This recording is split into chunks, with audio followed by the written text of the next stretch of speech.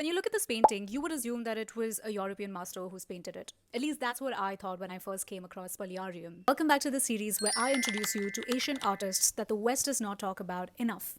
This painting is by Juan Luna, one of the Philippines' most celebrated artists. But unlike Hendra Gunawan, whose story genuinely moved me, Luna's story made me deeply uncomfortable. I hesitated talking about him in this series, but he plays a crucial part in the Filipino art history.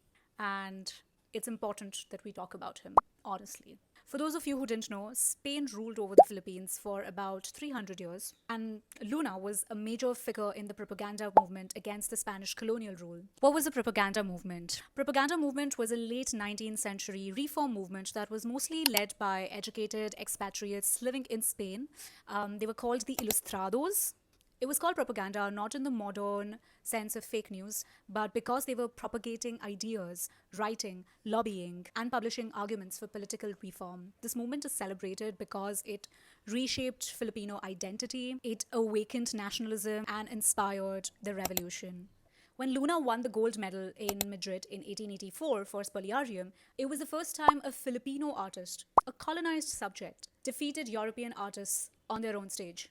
For the Filipinos, it was a big deal. Leaders like Jose Rizal and Graciano Lopez interpreted Spoliarium as a metaphor for all the suffering that the Filipinos were going through under Spain. His art became political fuel. Regardless of who painted them, Spoliarium and some of his other works are technically extraordinary. Filipinos celebrate the art, not just the man.